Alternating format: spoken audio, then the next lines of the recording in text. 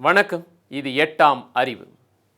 நவீன விவசாயத்தில் இருக்கக்கூடிய பிரச்சனைகள், அதனால் ஏற்படக்கூடிய பாதிப்புகள், அதனால் ஏற்படக்கூடிய நோய்கள், இதை பற்றி மக்கள் மத்தியில் பல்வேறு விஷயங்களையும் கொண்டு போய் செலுத்தியவர் நம்முடைய வேளாண் விஞ்ஞானி, நம்முடைய நம்மாழ்வார் ஐயா அவர்கள். இயற்கை வேளாண்மையினுடைய அவசியத்தை மக்கள் மத்தியில் ஒரு விழிப்புணர்வு பேரணியாக நிகழ்த்தி காட்டினார். இந்த விழிப்புணர்வு பேரணியில் நிறைய பேர் பங்கெடுத்துக்கிட்டாங்க. இன்னைக்கு இயற்கை வேளாண்மை குறித்து மக்கள் மத்தியில் ஓரளவு ஒரு விழிப்புணர்வு ஏற்பட்டிருக்குதுன்னா அதுக்கு ஐயா அவர்களுடைய பணியை நிச்சயமாக நம்ம புகழ்ந்தே ஆகணும். அதே போல் இன்னைக்கு உணவுசார் விழிப்புணர்வு மக்கள் மத்தியில் ஏற்பட்டிருக்கு. அதிலும் குறிப்பாக பாரம்பரிய உணவுசார் விழிப்புணர்வு ஏற்பட்டிருக்கு. இதுக்கு நிறைய பேர் காரணகர்த்தாக்களாக இருந்திருக்கிறாங்க. சித்த மருத்துவர்கள், வைத்தியர்கள், பாரம்பரிய உணவு பற்றாளர்கள், இப்படி நிறைய பேர். இவங்க தங்களுடைய பேச்சின் வாயிலாகவும் தாங்கள் எழுதின நூலின் வாயிலாகவும் மக்கள் மத்தியில் இன்னைக்கு மிகப்பெரிய அளவில் ஒரு விழிப்புணர்வை ஏற்படுத்தி இருக்கிறாங்க. அதில் நம்மளையே இணைக்கக்கூடிய ஒரு முயற்சி தான், அதனுடைய ஒரு தொடர்ச்சி தான் இந்த உணவு புரட்சி.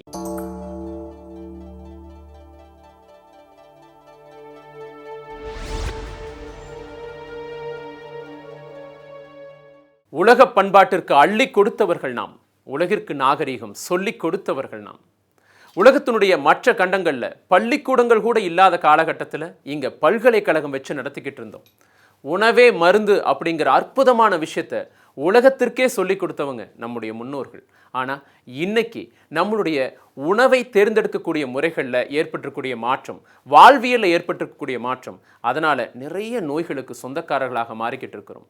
பல அற்புதமான விஷயங்கள் நம்மகிட்ட இருக்குது, ஆனால் அதை மறந்துட்டோம். எதையோ தேடி ஓடிக்கிட்டே இருக்கும். நம்முடைய முன்னோர்கள் நமக்காக வகுத்து கொடுத்த பாதையிலிருந்து சற்று பின்தங்கி வந்துட்டோம். எந்த உணவை எப்படி சாப்பிடணும், எப்போ சாப்பிடணும் அப்படின்னு ஒவ்வொரு உணவுக்கும் ஒரு இலக்கணம் வகுத்து வச்சிருந்தாங்க நம்முடைய முன்னோர்கள். சித்தர்களால் வழங்கப்பட்ட சித்த மருத்துவத்தில் கடைபிடிக்கப்பட்ட விஷயம் என்னவென்றால், எது நமக்கு உணவாக இருக்கிறதோ அதுவே மருந்தாக இருக்க வேண்டும், எது நமக்கு மருந்தாக இருக்கிறதோ அதுவே உணவாக இருக்க வேண்டும் என்ற கொள்கைதான்.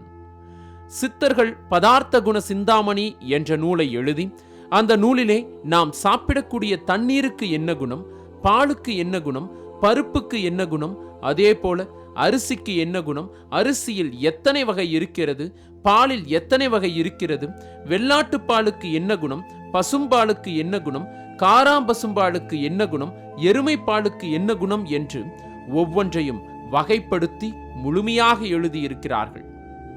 அந்த உணவுப் பொருள்களுக்கான குணத்தை வகுத்து ஒரு மனிதன் தன்னுடைய உடல் கூறுக்கு தகுந்த எந்த உணவை எந்த பருவ காலத்தில் சாப்பிட வேண்டும் என்ற முறைகள் எல்லாம் தமிழர்களுடைய பழங்கால வாழ்வியல் முறைகளில் எல்லாமே எழுதப்பட்டுள்ளது.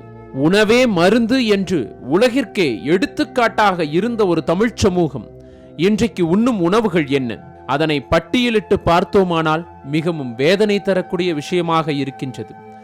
உணவே மருந்து, மருந்தே உணவு என்று இருந்த தமிழ்ச் சமூகம் இன்றைக்கு உணவே மருந்து, உணவே நச்சு என்ற கோட்பாட்டிற்கு ஒத்துக்கொள்ள வேண்டிய நிலைக்கு தள்ளப்பட்டிருக்கின்றது. அவியல், பொரியல், கூட்டு, சாம்பார், ரசம், வத்தக்குழம்பு, மோர், பாயாசம், இப்படி ஒரு நேர உணவிலேயே நமக்கு தேவையான எல்லா சத்துக்களையும் கொண்டு வந்து சேர்த்த பெருமை நம்முடைய உணவு முறைக்கு உண்டு. இவ்வளவு அழகான ஒரு உணவு முறை கொண்ட ஒரு பாரம்பரியத்தை கொண்ட நம்ம எப்படி 2 நிமிஷத்தில் தயாராகக்கூடிய உணவுக்கு, அதுவும் நூடுல்ஸுக்கு அடிமையாகி போனோம். இந்த நூடுல்ஸ் நம்முடைய வீடுகளுக்குள்ளே வந்தது எப்படி? ராகிக்களியும் சோளச்சோறும் தின்னு நம்முடைய தாத்தாக்கள் 100 வயசு வரையும் ஆரோக்கியமாக வாழ்ந்தாங்க. மருத்துவமனை வாசலையே மிதிக்கல. ஆனால் அவர்களுடைய வழிவந்த பேரன்களாகிய நம்ம இன்னைக்கு பீஸா கடையிலையும் பர்கர் கடையிலையும் வரிசையில் நிற்கிறோமே ஏன்? நம்முடைய உடலை கொள்ளக்கூடிய உணவுகள் அப்படின்னு எல்லாமே எச்சரித்தாலும் தொடர்ந்து அதனுடைய விற்பனை கூடிக்கிட்டே இருக்குதே ஏன்? ஒரு இடத்துல தொடர்ந்து உட்கார்ந்து டிவியை பார்த்துக்கிட்டு சிப்ஸ் குறிச்சுக்கிட்டே சாப்பிடுது நம்முடைய குழந்தைகள். இந்த மாற்றம் நிகழ்ந்தது எப்படி? குழந்தைனா ஓடி ஆடி விளையாடணும். ஆனால் இன்னைக்கு நம்மளுடைய குழந்தைகளில் பெரும்பாலானவர்கள் உடல் பருமன் நோய் காரணமாக மிகப்பெரிய அவதிக்குள்ளாகிட்டு இருக்காங்க. இந்த மாற்றங்கள் எல்லாம் நிகழ காரணம் என்ன? இதுக்கு நம்மகிட்ட நிறைய காரணங்கள் இருக்குது. வாழ்வியல் மாற்றம், நவநாகரிக மாற்றங்கள், அதே போல் பொருளாதார அழுத்தங்கள். இதன் காரணமாக நம்ம இப்படியெல்லாம் மாறிட்டோம் அப்படின்னு நம்ம சொல்லலாம். ஆனால் எதுவாக இருந்தாலும் நம்மளுடைய முக்கியமான தேவை நம்முடைய ஆரோக்கியம். அதை மறுதளிச்சு நம்ம வேற எந்த காரணம் சொன்னாலும் அது நமக்கே பாதிப்பு தான். உலகில் உள்ள அனைத்து நோய்களுக்கும் முக்கிய காரணம் இரத்தம் சுத்தமாக இல்லாததுதான். இரத்தத்தை சுத்திகரித்தால் அனைத்து நோய்களையும் குணப்படுத்தலாம். மனித உடலில் சுத்தமான இரத்தத்தை உருவாக்க உணவு, குடிநீர், மூச்சுக்காற்று, தூக்கம், உடல் உழைப்பு ஆகிய 5ஐயும் ஒழுங்குபடுத்த வேண்டும். எக்காரணம் கொண்டும் பசித்தால் மட்டும்தான் சாப்பிட வேண்டும். உணவில் இனிப்பு, கசப்பு, துவர்ப்பு, புளிப்பு, உப்பு, காரம் என 6 சுவைகள் இடம்பெறுவது அவசியம். அப்போதுதான் இரத்தத்தில் அனைத்து சத்துகளும் இருக்கும். மேலும் பற்களால் நன்கு கடித்தும் மென்றும் கூழாக்கி நாக்கால் சுவையை ருசித்த பின்னரே உணவை விழுங்க வேண்டும். அப்போதுதான் உமிழ்நீருடன் சேர்ந்து நாம் சாப்பிடும் சாப்பாட்டில் உள்ள சர்க்கரை நல்ல சர்க்கரையாக மாறும். மனிதன் வாயின் 2 பக்கங்களிலும் உமிழ்நீர் சுரப்பிகள் இருக்கின்றன. நம் எச்சில் துணையுடன் நாம் சாப்பிடும் உணவு வேகமாக ஜீரணமாகிறது. வாயிலேயே உணவு நன்றாக மெல்லப்படுவதால் இரைப்பையில் ஜீரணத்திற்காக எடுத்துக்கொள்ளும் சிரமம் குறைக்கப்படுகிறது. இன்றைய ஆரோக்கியம் அப்படிங்கிறது நம்ம எடுத்துட்டு இருக்கிற உணவை பொறுத்து இருக்கு. இன்னைக்கு நம்ம எடுத்துட்டு இருக்கிற உணவு ஆரோக்கியமான உணவா அப்படிங்கிற பற்றி நம்ம பார்க்க போகிறோம். இன்னைக்கு எல்லாரும் பார்த்தீங்கன்னா நார்மலாக காலை உணவு நம்ம சாப்பிட்றோம் அப்படின்னா என்னென்ன மாதிரி உணவுகள் எடுத்துட்டு இருக்கிறோம் அப்படிங்கிறது யாருமே பார்க்கறது கிடையாது. இன்னைக்கு நம்ம காலை உணவு சாப்பிட்றதுல விட்டமின்ஸ் இருக்கா, மினரல்ஸ் இருக்கா, கார்போஹைட்ரேட் இருக்கா, புரோட்டீன் இருக்கா, இது சில சத்துக்கள். இந்த சத்துக்கள் நிறைய விதங்கள் நமக்கு தெரிவிக்கிறதே இல்லை யாருமே. அப்படி இருக்கும்போது நம்ம சாப்பிட்ற உணவு முறை பற்றி நம்ம கண்டிப்பாக பகிர்ந்துக்கணும். எப்படி நம்ம தெரிஞ்சுக்கிறது இன்றைக்கி நான் சாப்பிட்ற உணவு முறை சரிதான் அப்படிங்கிறது எப்படி நம்ம தெரிஞ்சுக்க முடியும் அப்படின்னு பார்த்தீங்க அப்படின்னா, இன்றைக்கி காலையில் நம்ம சாப்பிட்ற உணவு சத்தான உணவா, அதாவது காலை உணவு ராஜா மாதிரி சாப்பிட்ணுன்னு சொல்லுவாங்க. ராஜா மாதிரி சாப்பிடணும் அப்படிங்கிறது எப்படி நிறைய சாப்பிட்றது அப்படிங்கிறது இல்லாமல் எடுத்துக்கிற உணவு சத்துள்ள உணவு அப்படிங்கிறத நம்ம கண்டிப்பாக தெரிஞ்சுக்கணும். இதுக்கு முன்னாடி நம்மகிட்ட ஒரு விஷயம் கண்டிப்பாக நான் ஷேர் பண்ணி ஆகணும். இந்த உணவுனால நம்ம இன்றைக்கி என்னென்ன மாதிரி பற்றாக்குறை நோய்களை பாதிக்கப்பட்டிருக்கிறோம் அப்படிங்கிறத நம்ம தெரிஞ்சுக்கணும். இந்த பற்றாக்குறை அப்படிங்கிறது நோய் அப்படிங்கிறது மாறுதுங்க. பற்றாக்குறை நோயாக மாறுது. இந்த நோய் எதனால எப்படி வருது அப்படின்னு பார்த்தீங்க அப்படின்னா, இன்றைக்கி சாப்பிட்ற உணவு கீரை சாப்பிட்டோம் அப்படின்னா அதில் இரும்பு சத்து இருக்கா, பழங்கள் சாப்பிட்றோம், ஒரு ஆப்பிள் எடுத்துட்டோம் அப்படின்னா அதில் விட்டமின் ஏ இருக்கா, நிறைய தண்ணி குடிக்கிறோமா, இல்லை நார்ச்சத்து உள்ள உணவுகள் நம்ம சாப்பிட்ருக்கோமா அப்படின்னா கண்டிப்பாக கிடையாது. நான் சொல்கிற இந்த விஷயம் பெரியவங்களுக்கு மட்டும் கிடையாது, குழந்தைங்களுக்கும். இன்னைக்கு குழந்தைங்களுக்குமே நம்ம சரியான அளவு சரிவிகித உணவு கொடுக்குறோமா அப்படிங்கிறது கண்டிப்பாக கிடையாது. அப்போ சரிவிகித உணவு பேலன்ஸ்டு ஃபுட் இல்லை அப்படிங்கிற போது என்னென்ன ப்ராப்ளங்கள் ஃபேஸ் பண்ணுறாங்க அப்படின்னா, அடல்ட்டும் சரி சைல்டும் சரி என்னென்ன விதமான நோய்கள் ஃபேஸ் பண்ணுறாங்க அப்படின்னா, சின்ன வயசில் குழந்தைங்களுக்கு ஏற்படக்கூடிய விஷயம் பார்த்திங்கன்னா அனிமிக். இந்த அனிமிக் அப்படிங்கிறது பேசிக்காக லேடிஸ் தான் வரும், இல்லை கன்சீவாக இருக்கிறவங்களுக்கு தான் வரும். நம்ம நிறையா பேர்த்தோட ஒரு அபிப்பிராயம். அனிமிக் அப்படிங்கிறது பார்த்திங்கன்னா நமக்கு தெரிஞ்ச அளவில் கன்சீவாக இருக்கிற லேடிஸ்க்கோ மெச்சூரான பொண்ணுங்களுக்கோ காமனாகவே இது லேடிஸ் தான் வரக்கூடியது அப்படின்னு நம்ம நினச்சிட்ருக்கோம். இது எல்லாம் பார்த்திங்கன்னா அடல்ட் ஜென்ஸுக்கும் இருக்குது, சின்ன குழந்தைங்களுக்கும் இருக்குது. நாங்கள் ரிசர்ச் பண்ணி பேஸ் பண்ண அளவில் பார்த்திங்கன்னா 7 வயசு பொண்ணுக்கு அனிமிக் இருக்குது.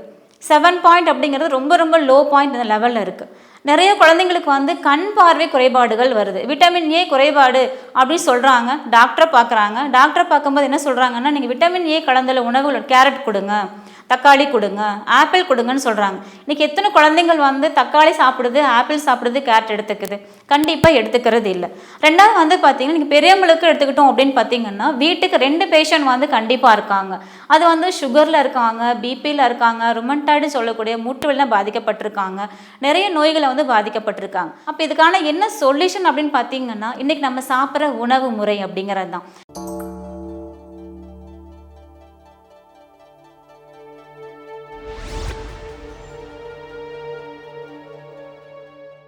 ஆயுர்வேதம் தான் மனித இனத்தினுடைய முதல் மருத்துவ முறை, மிகச்சிறந்த மருத்துவ முறையும் கூட. இந்த ஆயுர்வேதத்தை உலகத்திற்கே சொல்லிக் கொடுத்தவர்கள் நம்முடைய இந்தியர்கள். நம்முடைய இந்தியாவிலிருந்து தான் சீனர்கள் ஆயிரக்கணக்கான ஆண்டுகளுக்கு முன்னாடி மருத்துவத்தை கற்றுக்கிட்டு போனாங்க. இங்கிருந்து கற்றுக்கொண்டு சென்ற அந்த மருத்துவத்தை அவங்க மிகச்சரியான வகையில் பயன்படுத்தி இன்னைக்கு உலகத்தினுடைய மிகச்சிறந்த மருத்துவமாக சீன மருத்துவம் பேசப்பட அளவுக்கு வச்சுட்டாங்க. ஆனால் நம்முடைய இந்திய மருத்துவம், அதுவும் சித்த மருத்துவம், அதனுடைய அடையாளத்தை இன்னைக்கு நம்ம தேடிக்கிட்டு இருக்கோம். நம்முடைய அற்புதத்தை நம்ம தொலைச்சிட்டோம். நம்மகிட்டிருந்து கற்றுக்கிட்டு போனவங்க இன்னைக்கு உலக அளவில் முன்னணியில் இருக்கிறாங்க. ஆனால் நம்முடைய அடையாளங்களை தேடி, நம்முடைய வேர்களை தேடி நம்ம ஓடிக்கிட்டு இருக்கிறோம். சித்த மருத்துவம் மிகச்சிறந்த மருத்துவம்னு இன்னைக்கு எல்லாருமே சொல்ல ஆரம்பிச்சாச்சு. இன்னைக்கு ஒரு விஷயம் என்னன்னா, ரொம்பவுமே ஆச்சரியப்படக்கூடிய அதே சமயம் அதிர்ச்சி தரக்கூடிய விஷயங்களை இன்னைக்கு இருக்கக்கூடிய ஆய்வாளர்களும் சித்த மருத்துவர்களும் சொல்லிக்கிட்டு இருக்காங்க. ஒரு குழந்தை பிறந்த உடனே மருத்துவமனையில் மிகப்பெரிய ஒரு சார்ட்டை கொடுத்துட்றாங்க, என்னென்ன ஊசி எப்பப்பெல்லாம் போடணும் அப்படின்னு. எல்லா ஊசியும் போட்டுடுறோம். ஆனால் இருந்தாலும் தொடர்ந்து குழந்தைகளை கூட்டிகிட்டு மருத்துவமனை போய்கிட்டே இருக்குமே ஏன்? அத்தனை ஊசி போட்டதுக்கு அப்புறமா அந்த குழந்தைக்குள்ள ஒரு இம்யூனிட்டி பவர் டெவலப் ஆகலைன்னா ஏன்? எதனால் இது நடக்குது? தொடர்ந்து மருத்துவமனை வாசலையே நம்ம குடியிருக்கிறோமே, எதனால்? மருத்துவர்களும் ஆய்வாளர்களும் சொல்லக்கூடிய விஷயம் என்னன்னா, இதனால கூட அந்த குழந்தைகளுக்கு பிரச்சனை ஏற்படலாம், அதாவது சைடு எஃபெக்ட்ஸ் வரலாம் அப்படின்னு சொல்றாங்க. இதுல எவ்வளவு தூரம் உண்மை இருக்கு அப்படிங்கிறது தெரியல. ஆனா இந்த கேள்வி மட்டும் மனசுல நின்னுக்கிட்டே இருக்குது. இத்தனை மருந்துகளை சாப்பிட்டும் ஏன் நம்ம மருத்துவமனை வாசல்லையே நின்றுக்கிட்டு இருக்கோம்? எப்போ பார்த்தாலும் உடம்பு சரியில்லாமையே நம்மளுடைய குழந்தைகளுக்கு போய்கிட்டே இருக்கு. என்ன காரணம்? இந்த கேள்வி ஒரு விடை தெரியாத கேள்வியாகவே இருக்கு.